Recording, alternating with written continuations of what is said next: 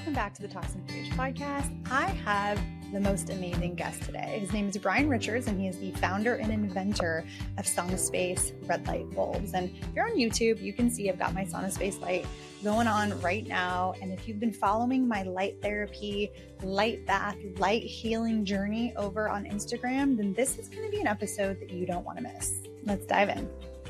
I binged a bunch of podcasts that you were on, and you're so well-spoken, so intelligent, and a wealth of knowledge. So I'm really excited.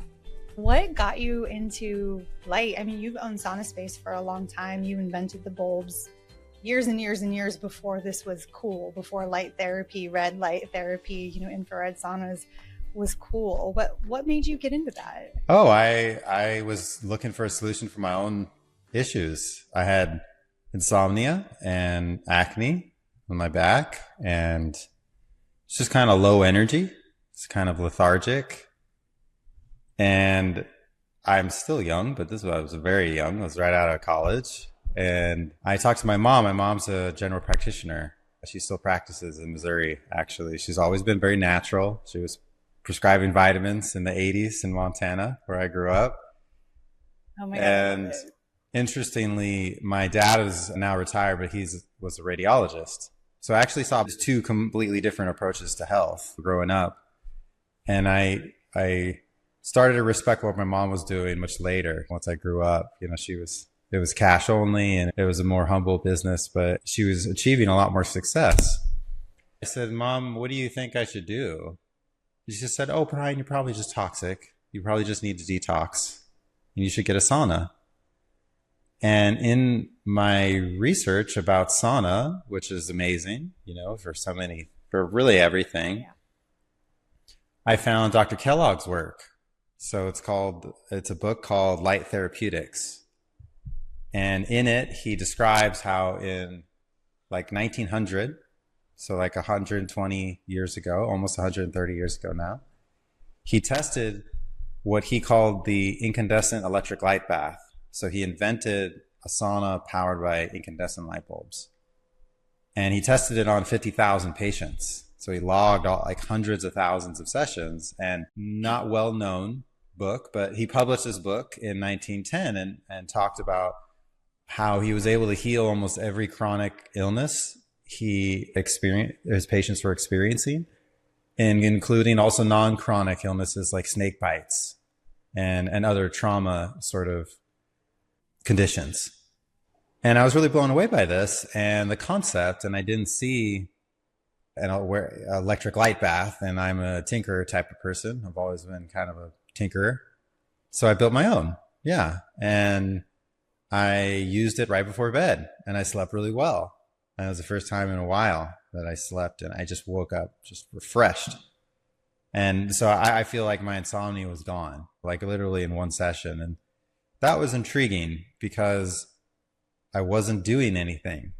I wasn't working out, taking supplements, doing. I'm just being, just sitting in this light, being and sweating passively. And so I continued to use it for 6 months. All my other issues resolved. And I also realized I had some brain fog that went away that I wasn't even really aware of, in the moment of it. I was just stunned by this experience that led me to start making my own. And slowly it shifted into, I only did this. I used to do rental real estate and fix up houses and stuff, but I continued to shift into this, and I was really called to do it. And that was 12 years ago. Oh my gosh. I can't even imagine being a newly graduated college student and being like, I'm just going to create this thing and invent this thing and build this thing. And you did it. I think it's phenomenal. It's interesting. You used to do real estate. I just had Ben Salem on the podcast. He's the inventor of wavelength technology. And he has a similar experience where he was like selling real estate, but then just felt really called to invent, and is also doing incredible things. Yeah. It's the call of the heart. Sometimes it's really quiet and you have to really listen. We're really conditioned to make money and, succeed with the mind. But all of us have that whispering of the heart. And when you follow that, you start doing something you love, and you cease to call it work. It can be very challenging. And I definitely have some gray hairs from during this journey, but Yeah, it's really important to find what gets you excited. And this was really exciting for me. Like rental real estate, you're a landlord and you're trying to collect rent and all that. And it can be okay sometimes, but sometimes it could be very emotionally challenging. And I'm just kind of a nice guy. Wasn't suited to that. Then with SaunaSpace, I was making these and people would pay up front and call back. Like one of the first most amazing stories was only a few months into probably the first like 10 or 20 of them that I made. This woman called me just crying, just like bawling but with joy. And she told me the story about how she developed fibromyalgia and she lost her job and she was really stressed out and her family was stressed out. And using the sauna I made for her for 3 months cleared her up so much that she got her job back and she got her life back. And I was like, whoa, this made me cry too. And that was kind of the moment where I like dropped my tools, and where I was still doing the real estate. And I was like, no. And I sold the houses that I had and got out of it and just went full in. Oh, I love that story. So unbeknownst to me, I've had a SaunaSpace sauna for like 7-8 years. Wow. Your sister is my chiropractor and my friend, and she was like, it was in her chiropractic office. So I would go in and get adjusted, and then you would like pay a fee, and then you would go into the sauna. You would have your session. And eventually we were just like, we should just get our own because, we can use it every day and all the time. But I have to tell you, over the last 7-8 years that I've had it, I've used it and I've enjoyed it. I don't think I had any idea what I actually had. I know I didn't have any idea what I actually had. I didn't understand how powerful it was. I didn't use it as much as I should have. And I didn't understand the difference between your lights and every other sauna out there, or even other red light saunas that are out there. So I want to talk about the actual idea of light as therapy and light as, our overall health, because what most people believe light is this big ball of fire in the sky, and it helps us create vitamin D, or it burns our skin, right? I really honestly believe that most people, that is the extent of what they think the sun is. Stay out of it. It's not safe. It's full of UV. It damages your skin. I do see that moving away. People in the holistic space are definitely talking more about sunshine and circadian rhythm, but in a very clinical, scientific way. I love the way you talk about life as light, like light as life, right? Like that we are beings of light. Can we talk about how light and red light and sunlight really impacts who we even are as humans? Yeah, the sun, like setting aside everything that's ever been said, just go outside and see how you feel in the sun. It always feels good. As long as you're maybe not getting too much, it's always nourishing. And that goes for every plant and every animal on earth, almost all of them. The sun nourishes all life on earth. And we humans are like plants. We eat light just like plants do. It's different wavelengths. So plants use, the UV. We use a lower frequency band called near infrared. And it turns out when we're out in the sun, over 70% of the photons we absorb are near infrared. So like almost all the energy as we're out there is in this special band of light called near infrared. It's infrared, so you can't see it with your eyes, but your body sees it and your cells see it and they know it. And so there's a couple like really basic things that I like to mention. You can get the majority of your energy needs from the sun, like the majority. If you get a lot of sunlight every day, you'll notice that you're not as hungry. And that's because the sun, through photobiomodulation, through light therapy, it literally energizes the cells. It gives cells energy. And so in the winter, you get less sun, you eat more dense, hearty foods, more nutrient dense foods. But in the summer, you can eat lighter if you're getting a lot of sun. So the sun is essential for just basic energy. And if we look more in like wellness seems to be kind of going more and more towards one of the fundamental parameters of health being energy production. How are we taking in energy and how are we utilizing it? And is that process optimal? And the mitochondria is at the center of that. So It's a little powerhouse in our cells, and it's in every cell of the body except red blood cells, so everywhere. And it's nourished more than anything, more than by sugar, it's nourished by light. It has a light resorber enzyme that absorbs near infrared and red light. But near infrared penetrates a lot deeper in the body than red. So if we want to nourish our brain cells in our brain, we have to use near infrared light and the deep organs of the body. I mean, it's all about near infrared. So that's just like energy, but also the sun, the near infrared light stimulates melatonin, which some people think of as like the sleep hormone, but it's actually an antioxidant as well. So it's like a number one thing that's preventing the cells from getting too oxidated, so too like stressed out. And it's near infrared light in the cells that produces 94% of the body's melatonin. And people used to think it was mostly coming from the pineal gland and blue light that you get during the day. And there is some there, and that's blood-based melatonin. But cellular melatonin comes from the near-infrared light from the sun. So the sun is refilling our antioxidant reserves of all of our cells every day. And then I think one more thing that's really important to note, and this has to do with us being beings of light. It's not a metaphor. It's very literal as well. The near-infrared light from the sun repolarizes our cell membrane potentials and our mitochondrial membrane potentials. And basically, everything in our body runs at the very small level, at the micro level. It runs on light and electricity. It's not so much chemical, it's electromagnetic. So it's light and electricity based. And the sun, basically the near-infrared light in repolarizing these electrical potential systems in our bodies slows down the aging process, gives us more energy, and it makes everything that happens at the cellular level be more efficient, which includes water. Just as we're beings of light, we're also beings of water. And water is structured by the sun. So water is put into a more bioavailable state called the fourth state of water, also called structured water, where it just works better. It works better as for nutrient delivery, as a communication system. It's like everything works better. And so all the water in the mitochondria is all structured. And if you look more and more at the body, like the heart itself is a water structuring device. So it vortexes the blood and restructures it. But there's this fundamental layer, this fundamental stimulus we're supposed to get every day, and that's the sun. And so it's just coming in and like correcting and harmonizing everything. I'm also deep down the rabbit hole of structured water. I'm dying to know I have one of those machines that like swirls and like the water, the Mayu device. Yeah. You, like, it's cool. So that's good that I'm doing that. Yeah, right? Yeah, absolutely. So 2 ways to structure water, and one is with light. Near infrared light is one of the best because it goes deepest into the body. You're structuring water that's inside your body.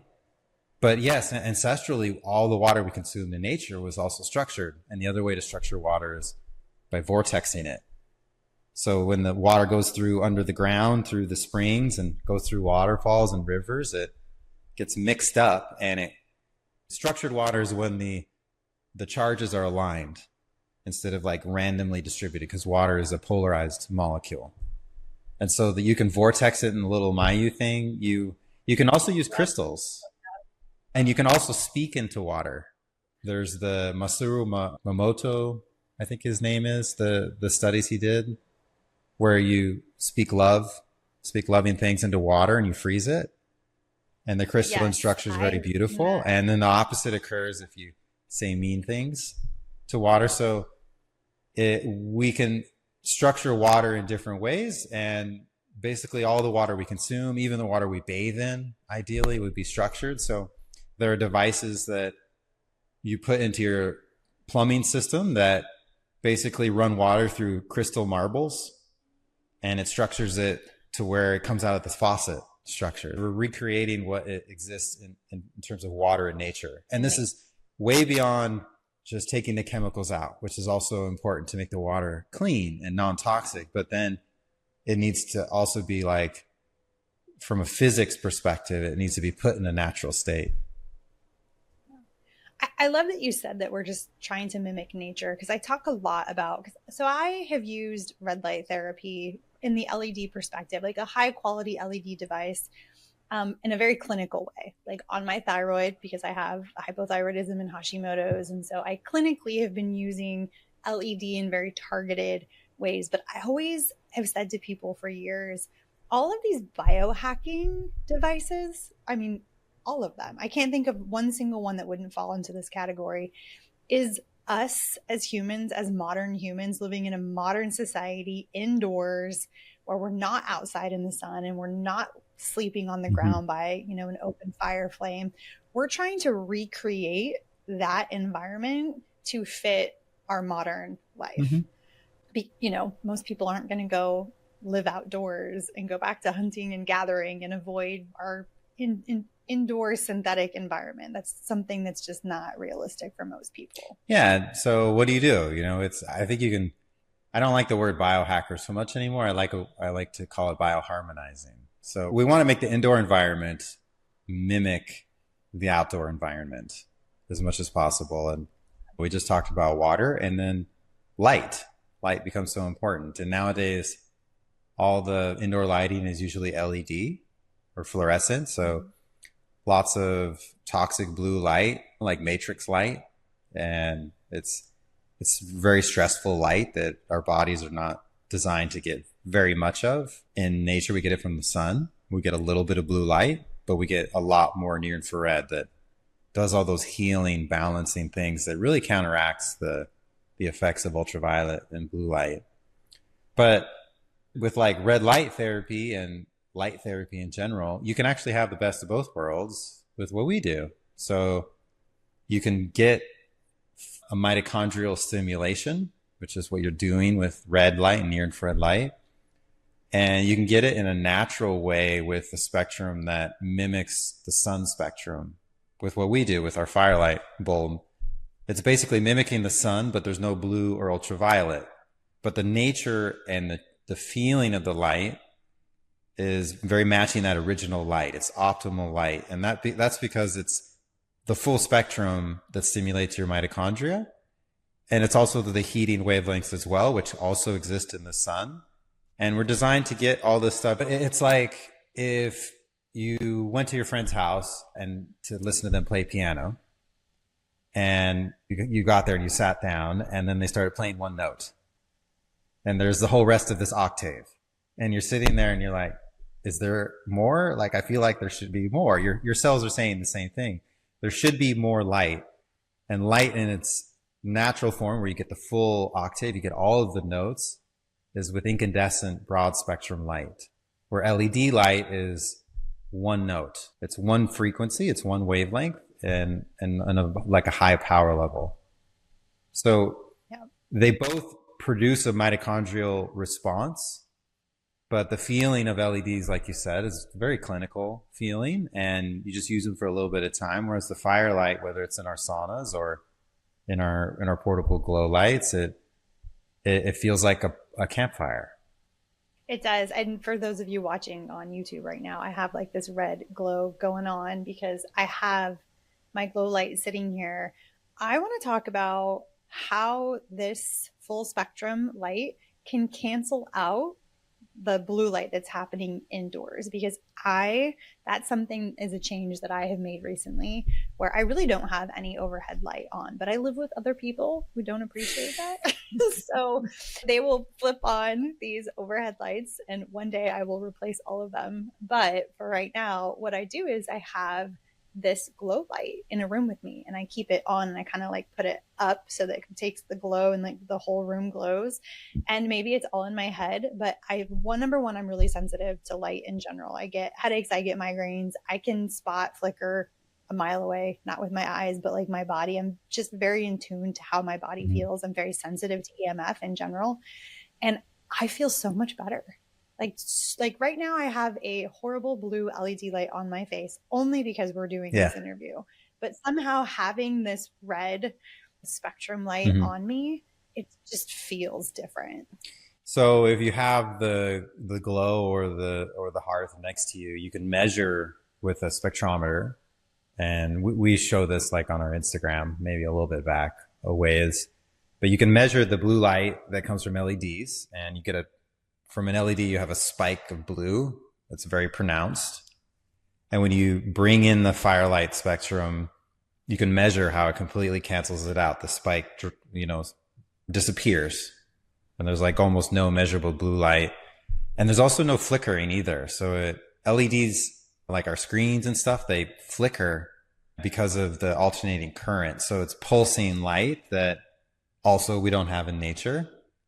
Almost none. It's all direct current, constant light. So that's another thing it does. It cancels out the blue light and the flickering light. And I think it's the photons of near infrared just completely overwhelm and drown out the blue, so you can't measure it. And since you can validate that with the spectrometer, it's the same thing with your body. Your body is not really sensing the blue, and it's not sensing the flicker. As far as the flicker goes, the constant non-flickering firelight is filling in the gaps between those pulses. So it's just, again, it's kind of tricking or convincing our bodies that the light is constant, what we're getting. Basically what that means is it really helps with screen fatigue and technology fatigue. And it's not just in front of your screen. It's anywhere you're indoors, in the living room. If you do have to have those overhead lights on, if you're watching TV, just have the firelight on. It really makes it less stressful on the body, which, blue light, especially after dark, is very disruptive to our systems. I want to talk about that for a second because I have teenagers who have phones, right? Like most teenagers do. And I have really tried to implement, once the sun goes down, we have no technology on. But when you have kids that are doing homework late into the night, that's just not always a thing that you that you can implement. And so I have read we have a lot of studies, but even most recently, we have studies showing that even the slightest bit of blue light exposure after the sun goes down, the way that it hurts, not just your sleep, but brain development in kids as they're growing up. Having blue artificial light in our life after the sun goes down is seriously damaging to our overall health. And it's something that's just so normal in society. And I don't think people realize how truly impactful it is to our overall health. Yeah, we try not to be too militant about this because of our modern world and how we are. So if you're watching screens or looking at the phone after the sun sets, if you have some firelight next to you, it can really help balance, as we just described. But generally speaking, yeah, particularly when you get really late, okay, it's sunset a little bit after sunset but any blue light that you get after 9 or 10 p.m. at night is super destructive to the quality of your sleep and your hormone regulation. It's very poisonous actually to the body because it's ancestrally we don't have any experience with that. And when you get it, it tricks your body to stay awake, and it's also stressful. It puts your body into a stressful nervous state called sympathetic dominance. So what that results in is, for men and for boys, if you get a lot of blue light really late, you can wake up the next day and your testosterone level will be 50% of what it's supposed to be, which you can recover from very quickly. But if you do that every day, constantly, and especially for young men and adolescents that are going through puberty, that actually affects your physical development over time, and definitely your brain, not just your body, but your brain. It weakens you basically, and it makes you more. Not to mention the other aspects of being on a phone with the apps, the dopamine training that's going on. All that is very destructive. So first thing you can do is try to not have overhead lights. Try to have desk lamps that are lower and they're shaded, so you don't have the direct light. And then you can use also incandescent bulbs instead of LEDs if you can at home. They're still available. Still get them online everywhere. And you can also use red LED. If you have to use LED, you can use red LED, where at least you're not getting any blue. So there's ways to mitigate it. And also they have the night shift on the phone. I use that all day long. Actually, I never turn that off. And at night, you can put in your settings, you could turn on a red color filter, and you can make it really dark and red when it's very little light and it's very dark at night. So you can still kind of get away with using your phone a little bit. And You're just lowering your amount of blue light, but it's very toxic. We're taught so much in wellness about food, and there's so much focus on food, but our relationship to light, our light diet is just as important, maybe more. Flip that for a second, and then I want to move into saunas. But first, one of the reasons why I started really diving into your lights is because I've originally lived in San Diego. I grew up in Arizona. I have always lived in very bright, warm, we don't have seasons. There's like one season, a year. And where I live now in Northern Virginia, in the winter, I really struggle. This is going to be my 5th winter now in Virginia, and I have yet to find something that significantly helps me not feel like, I get seasonal affect disorder. Like I just really struggle when it's dark and when it's cold. And I've tried all the happy lights that are all LED, by the way. I've tried all the things. And this year I was like adamant I was going to find something that was really going to help me. And so unfortunately, when you wake up and it's dark for multiple hours, what do? You flick on all the lights in your house. And what does that do to our bodies when it's dark outside, the sun hasn't risen yet, and then we like turn on all of this artificial light indoors? Ancestrally, you woke up and saw the sunrise. The sun is mostly red and near infrared. That's why it looks that way. It looks reddish. And you're not so much getting much ultraviolet and blue. So when you start the day with a mostly near infrared red light source, it programs your hormones and really just calibrates your body, your physiology for the day. If instead you wake up and look at your phone, or even if you're like, oh, I'm not going to look at my phone, but you go to the bathroom and you flick on the LED lights above you, the first light you get is blue.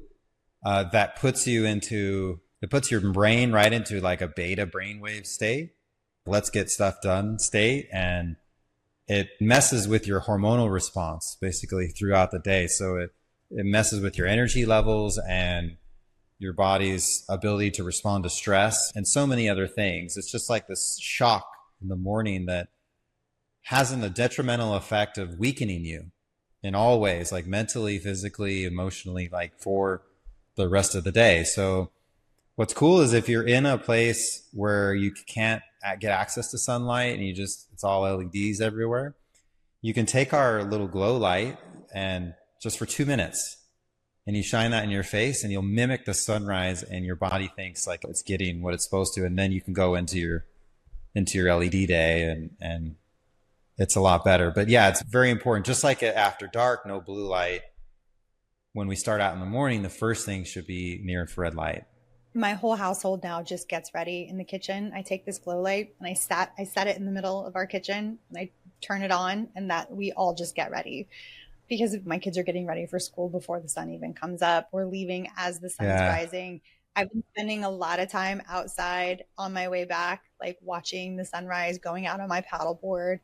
And the biggest difference that I've noticed, other than like energy, like my mental state is better. I'm more of a positive person throughout the day. I'm not rattled as much, which is something that I have a very stressful life. I'm doing a lot of things all the time, as we all are. We all are very much in this, you call it the matrix, but like we're all in this really busy matrix of a life. And I have noticed that just that single change in my life, I have more stability in my emotions and in my mental state. I'm more positive, but I've also noticed my eyesight is getting better. Oh, wow. Yeah. So that's another thing I should mention. When you get near infrared and red light first, it galvanizes the cells against ultraviolet and blue light. So it protects them. So if you get near infrared light in the morning, you're more protected from sunburn, but you're more protected. Your cells have this like protection that they're primed with against ultraviolet and blue light. And ultraviolet and blue light can damage the eyes and wear them out over time. It's very high energy light. We're only supposed to get so much of it. But I love that you brought that up. There's actually some pretty recent research showing that getting near infrared light in the morning prevents worsening of the eyesight and improves eyesight. And we have a ton of customers who talk about that, how their eyesight improves, how they don't need reading glasses as much. I remember one customer who would use the sauna frequently, and when she would travel and leave the sauna at home for 6 weeks, she would need to use her reading glasses slowly but surely. And then when she would get back and start using the sauna again, her need to use her reading glasses went away. And I can also attest to that. My vision has halved in strength. So I'm a little bit nearsighted still, but my contact strength and my glasses strength went down by 1/2 in the last few years. And definitely a big part of it is the light. I actually did a podcast episode on, and again, I was using my LED red lights for more of a clinical experience, but I had read a bunch of studies about eyesight, and I had 20/20 vision my entire life until I turned 40. And then I woke up and needed reading glasses. It was literally the day of my 40th birthday, and I couldn't read like a vitamin bottle or something. And I was like, oh my gosh, they say when you turn 40, I didn't realize it was going to be actually on the day. But those studies that you're talking about, they tried to duplicate and mimic those studies using LED in the afternoon, and it had no effect. That's a good point. Yeah, there's something very interesting about needing it in the morning. You are correct. Since we're talking about improving eyesight, this is a little fascinating for me because it was personally something that I've been working on. There's some other things you can do too. So the optic nerves build up heavy metals. And so you can take binders like TRS. We sell TRS. There's other ones. It's a zeolite supplement. Then there's plenty of them out there, but you can spray it in your mouth, but you can also spray it actually on your eyes. Anyway, that's what I've done. And so I've been working really heavily on getting the heavy metals out in ways that are complementary to the sauna, of course, which we'll talk about. It's the best way to get out heavy metals, but the metals that you detox with sauna, with heat, it's really helpful to have a binder to bind them, which activated charcoal is good and zeolite is good. But another thing you can do is take pearl powder to help your body replace minerals. So you can consume pearl powder. This is an ancient Asian wisdom. And some people take pearl powder and mix it with castor oil and smear it around their eyes before they go to bed. It's all about just taking these cells and nourishing them as much as possible and cleansing them of poison. I have heard the castor oil thing. I have a lot of people that do that. And then they have these crazy eyelashes because it's also really for growing your eyelashes. Yeah. And then another thing that's even more interesting, maybe not more interesting, but also interesting is as you detox the body really thoroughly, and you use all these things, relationship with light, sauna, and watching what you eat. Many people find that their eyes get lighter over time as the eyes detox, as the whole body detox, the eyes also detox, and the whites of the eyes become brighter, but the actual eye color can become clearer and lighter. This actually happened to me too. Fascinating. So let's talk about sauna. I'm a big fan of natural detox pathways, and sauna is one of the things that I always tell people is well-researched, safe. It's very ancestral. We have all of these studies from the North, right? All of these really healthy cultures where sauna is a part of their culture. And I think the last study that I saw that I've kind of shared around was talking about people who sauna multiple times a week live a lot longer. So I want to talk about the difference between a typical heat steam sauna versus your sauna, which uses your firelight light bulbs. Yeah. So in those studies you referred to, you can look up one of the best review studies is Dr. Rhonda Patrick's sauna use as a lifestyle practice to extend health span. I think it's something like that. And so in a review of all of these longevity studies where they're looking at people using sauna in Finland, usually for 20 years, 30 years, thousands of people, there are 3 outcomes that are required to validate a sauna session. And one is to raise core temperature 3 degrees Fahrenheit. And the second is to sweat out a pound of water, ½ kilo, at least.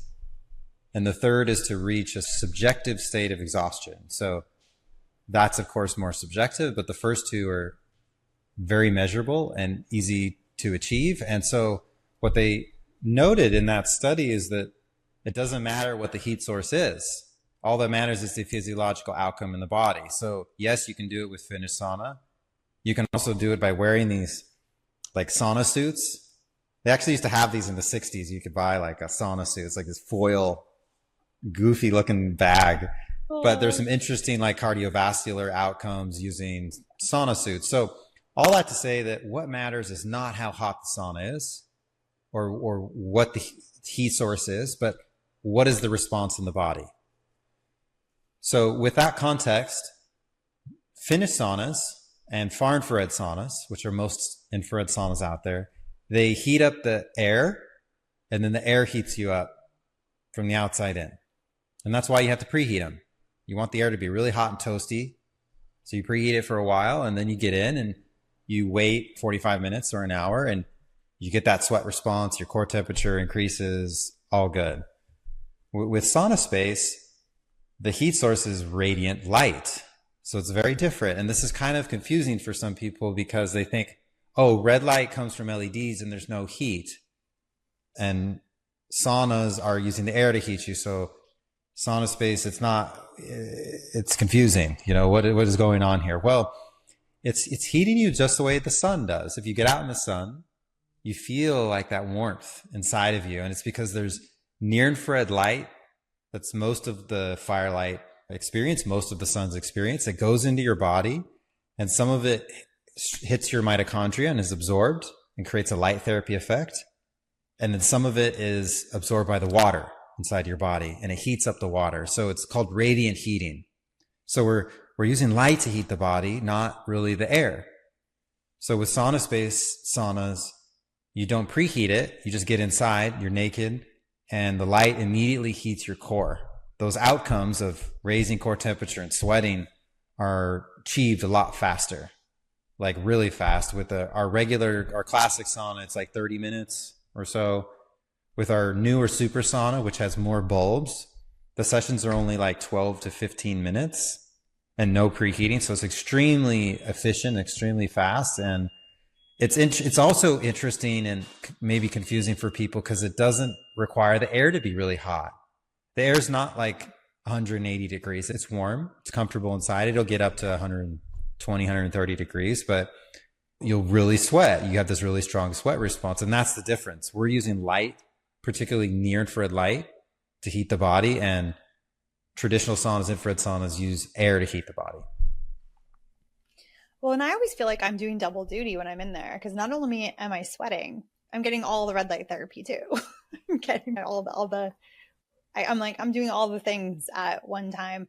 I am curious, since these bulbs are your baby and you do know more than anyone. When I very first started using it, it actually took me a really long time to start sweating. And now I get in and it's fast. I mean, is that like a body detox mechanism where my body is now more efficient at sweating and detoxing, whereas maybe before I was just so overloaded that it was just taking my body a long time? Yeah. I mean, yes, the short answer is yes. When the body is toxic, it has a lot of poison inside of it, things are sluggish. The blood flow is sluggish. The cellular detoxification is slow. Lymphatic drainage is all clogged up. The gut is leaky. Everything is all out of whack. And so that's a very common experience where people start using our sauna and it takes a while to like get sweating. And initially, and it may even be disappointing in the beginning, and that's okay. The body's homeostasis has to shift and get used to this, especially if you haven't really done sauna before. Your body's like, whoa, what do I do with all this energy and all this light? And those systems slowly reoptimize and slowly rekindle. And you'll see that, yes, over time, you'll sweat faster and you'll sweat more freely. And also you'll be more resilient to the heat. So it tempers you and you basically become heat tempered over time. So some people find that they sweat more quickly, but then it takes them longer to raise their core body temperature with the heat. And that's actually a good thing that is a sort of a thermal flexibility that your body develops. But yeah, that's very common that it can take a while in the beginning. There's people who have like Hashimoto's or other things like that where their resting body temperature is really low. like really low. I've met people who are like from 95, 96 degrees, and the enzymes in our proteins in our body are very sensitive to temperature levels, and just a little bit like up or down has a huge difference. So yeah, it all starts to clean as it's not just shifting the homeostasis, it's also getting the toxins and the poison and the heavy metals out of the fascia, out of the fat in our body, out of the organs in our body. And then the liver works better, and the spleen, the lymphatic system, everything starts to like unclog and go faster. And then you can actually benefit more from the light. Back to that energy utilization, your body can utilize this really powerful energy more efficiently. I definitely crave it now. I wake up in the morning and I crave the red light, and I crave the sauna, like physically, I'm sure mentally and emotionally as well, because your body knows what's good for you. And when something's good for you, you obviously want more of it. But I notice the days that I skip, or the days that I'm like, oh crap, I wake up late and like someone flicks on a bunch of LEDs, or I don't sauna that day, or whatever it is, I definitely notice a difference as somebody who pays attention, and also as somebody who had Hashimoto's and has healed it. Awesome. That all just kind of makes sense in my head now. Yeah. But the other thing I've noticed is I'm not as sensitive to the sun. I used to like squint, and like the sun, I was very sensitive to the sun, and I'm not anymore. I don't wear sunglasses ever. And the sun doesn't bother me, even on really bright days. Yeah. And that goes back to that protective effect that it gets. So yeah, these are all the basic things people notice. Your cognitive function will be better. For me, it's very obvious. If I live here in Florida, so, I get lots of sunlight in the morning most of the time, but I can tell even if I go to the beach for 2 hours and get lots of sun, but if I come back and use the sauna after that, I can tell the improvement that I have in like focus and like recall and just clarity of the mind. And so well, look, we live in a super toxic world. Our ancestors already used sauna and they weren't in a toxic world. And now we're in this world, we're indoors, all this blue light. We're not using sauna very much. And we just are getting overwhelmed. Our products are all toxic. Yeah. All disease is a function of disharmony in the body, and the poisons really quickly overwhelm us. So the sauna is not just to like warm you up and make you feel a little better. It's really essential to keep you clean and clear in a world where you can't avoid all this exposure that we have, and the food's not as nutrient dense as it used to be. And and we're all, even me, I have some of the lights up here so that I'm lit up. I've got the blue light, the spotlights, right?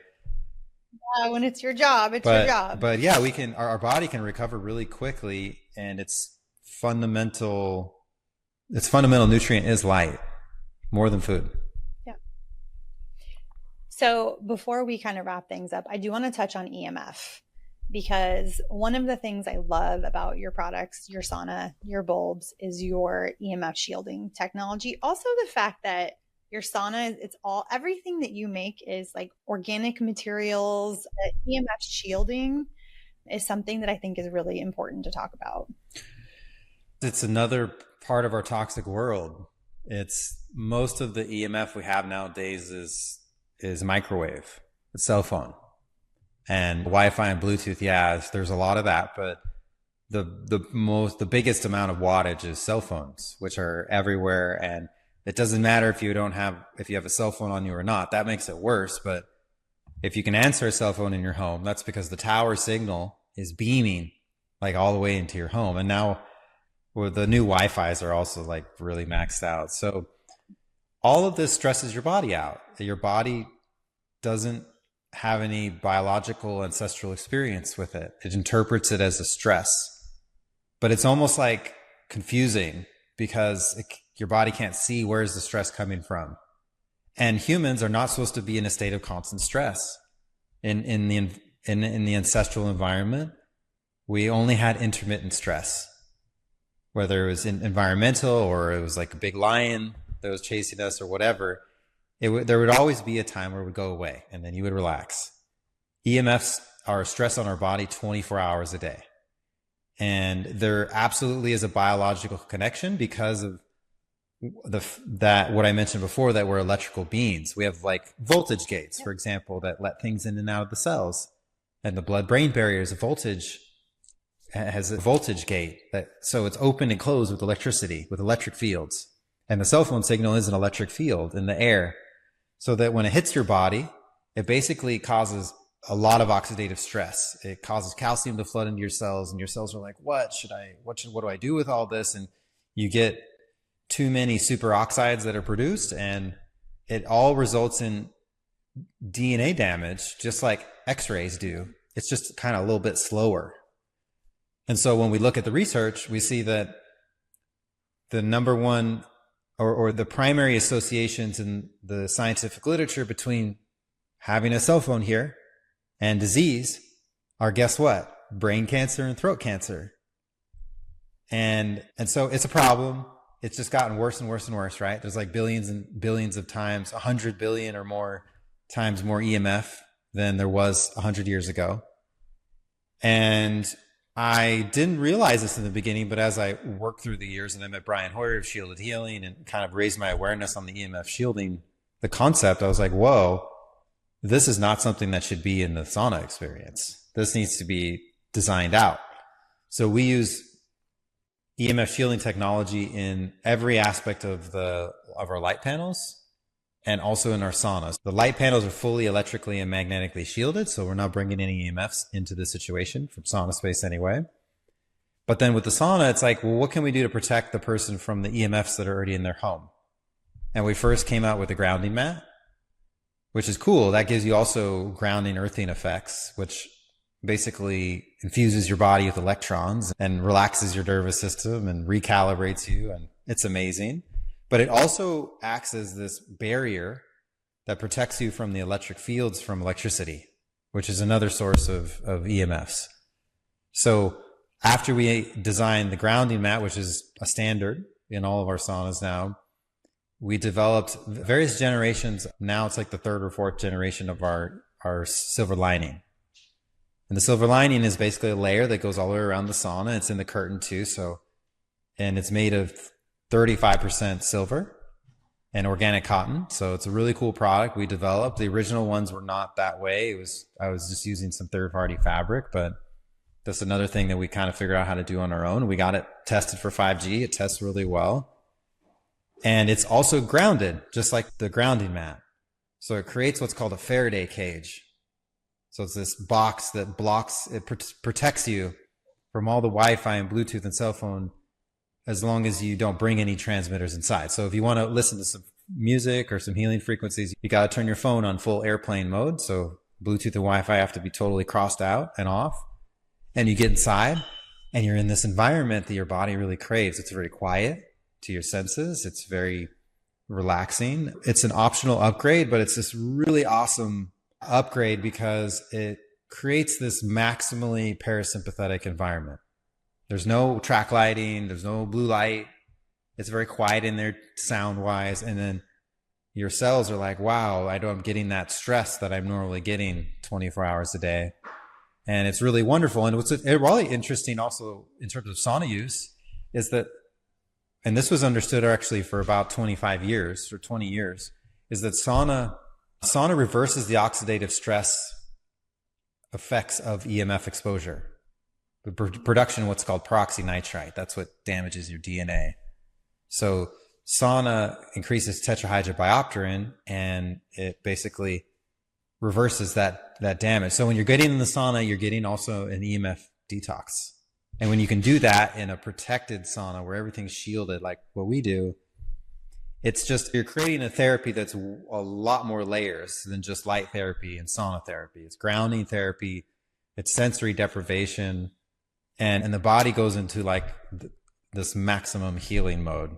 And it all happens really fast. So the design of it is portable and lightweight, and it just plugs in. And with the time commitment of only 15 or 30 minutes, a few times a week, I use it more than that. I use it like almost every day, but like you, especially if there's not a lot of sun, it's cold.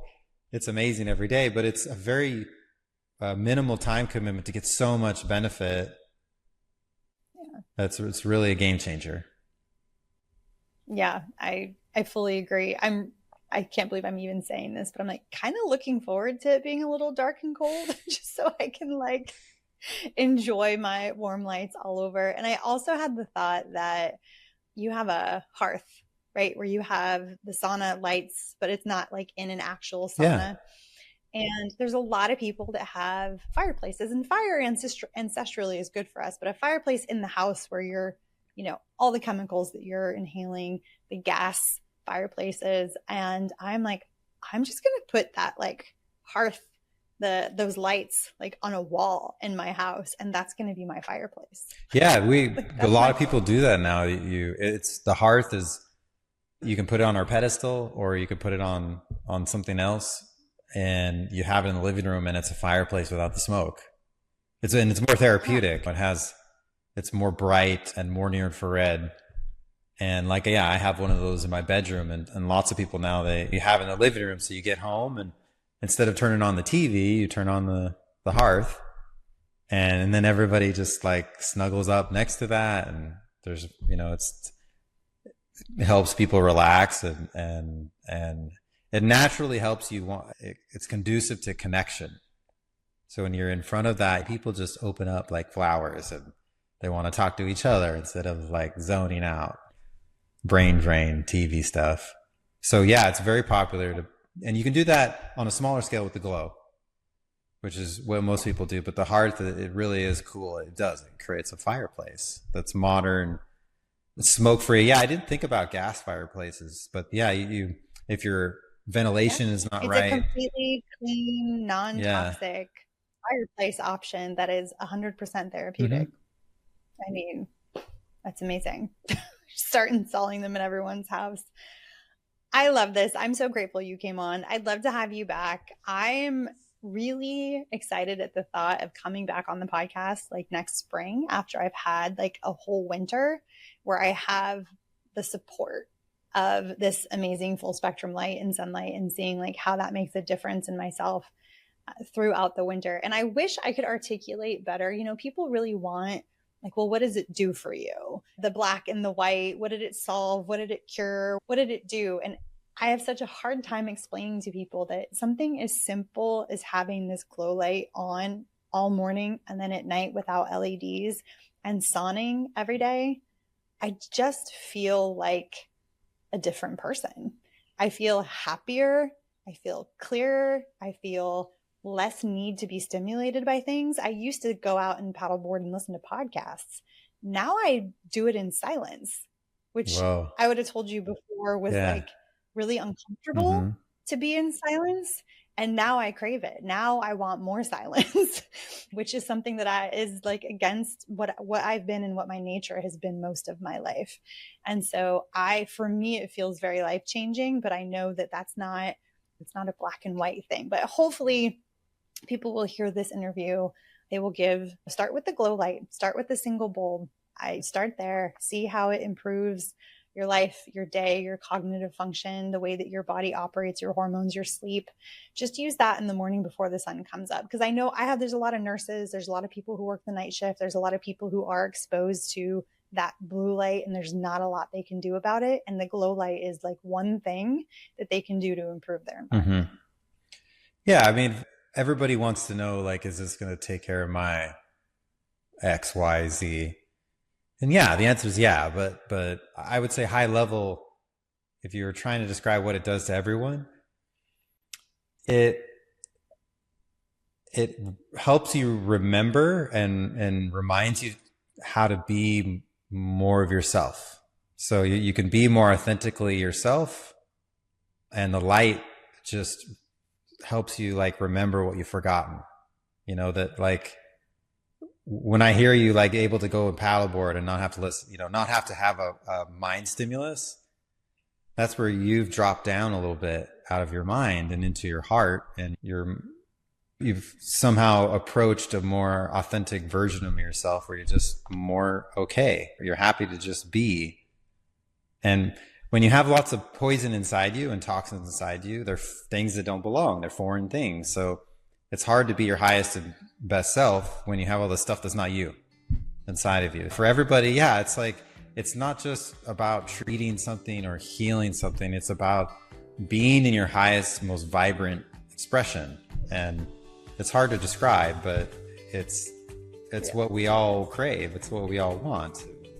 And then you become a light, and you shine your light, and that uplifts everybody around you. Well, thanks for coming on, Brian. I appreciate it. Will you come back in the spring? Maybe we'll see how I did for the winter. Yeah, absolutely.